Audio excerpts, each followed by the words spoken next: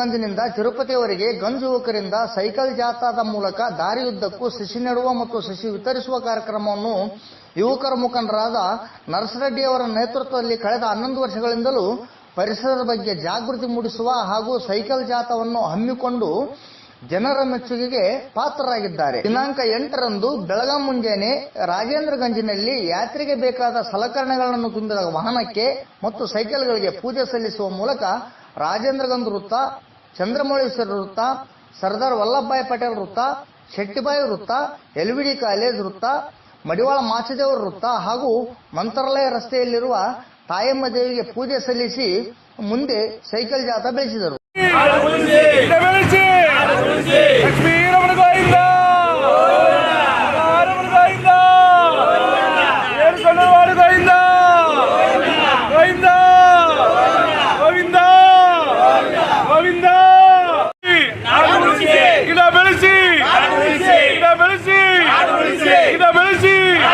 ಮಾಧ್ಯಮದವರೊಂದಿಗೆ ಮಾತನಾಡಿದ ಯುವ ಮುಖಂಡರಾದ ನರಸರೆಡ್ಡಿ ಅವರು, ಈ ವರ್ಷವು 11ನೇ ವರ್ಷದ ಜಾಥಾ ಕಾರ್ಯಕ್ರಮವಾಗಿರುತ್ತದೆ.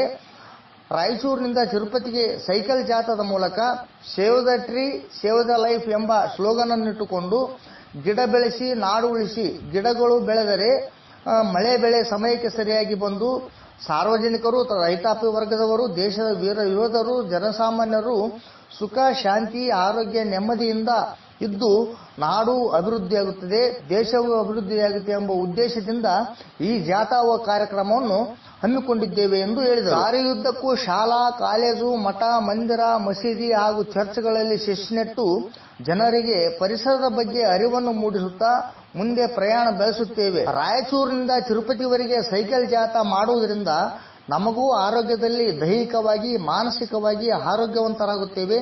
ಭಗವಂತನಿಗೆ ಭಕ್ತಿಯಿಂದ ನಮ್ಮ ನಾಡು ದೇಶಕ್ಕೆ ಒಳ್ಳೆಯದನ್ನು ಮಾಡು ತಂದೆ ಎಂದು ಬೇಡಿಕೊಂಡು ದರ್ಶನ ಮಾಡಿ ಬರುತ್ತೇವೆ ಎಂದು ಹೇಳಿದರು. ರಾಯಚೂರು ಗಂಜಿನಿಂದ ಸೈಕಲ್ ಯಾತ್ರೆ ಆರಂಭ 11ನೇ ವರ್ಷದ ಸೈಕಲ್ ಯಾತ್ರೆ.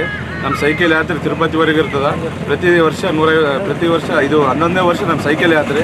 ಪ್ರತಿ ವರ್ಷದಂತ ಈ ವರ್ಷ ಹೋಗ್ತಾ ಇದ್ವಿ. ನಮ್ಮ ಪ್ರಯಾಣ 3 ದಿನದ ಪ್ರಯಾಣ ಇರ್ತದೆ. ಮೊದಲನೇ ದಿನ ಗುತ್ತಿ, 2ನೇ ದಿನ ಕಳಪ ದಾಟಿ ಒಂಟಿಬಿಟ್ಟ, 3ನೇ ದಿನ ತಿರುಪತಿ. ನಮ್ಮ ಮೂಲ ಉದ್ದೇಶ ಏನಂದರೆ ಗಿಡ ಬೆಳೆಸಿ ನಾಡು ಉಳಿಸಿ, save the tree save the life. ಎಲ್ಲರ ರೈತರು ಚಲೋ ಇರಬೇಕು, ಮಳೆ ಬರಬೇಕು, ರೈತರು ಬೆಳೆ ಗಿಳೆ ಚಲೋ ಬರಬೇಕು, ಮಳೆರಾಯ ನಮ್ಮ ಕರ್ನಾಟಕ ಮೇಲೆ ಕರುಣಿಸಿ ಎಲ್ಲ ಕಳೆದ ಬಾರಿ ಆಕಳ ಬಾರಿಗಿಂತ ಈ ಬಾರಿ ಉತ್ತಮವಾಗಿ ಮಳೆ ಬರಬೇಕು, ಬೆಳೆ ಬರಬೇಕು, ಎಲ್ಲರೂ ಚಲೋ ಇರಬೇಕು, ಸರ್ವಜನ ಸುಖಿನೀಭವ ಅಂತ ರೈತರು ಎಲ್ಲರೂ ಚಲೋ ಇರಬೇಕಂತೇಳಿ ನಮ್ಮ ಉದ್ದೇಶ ಸರ್.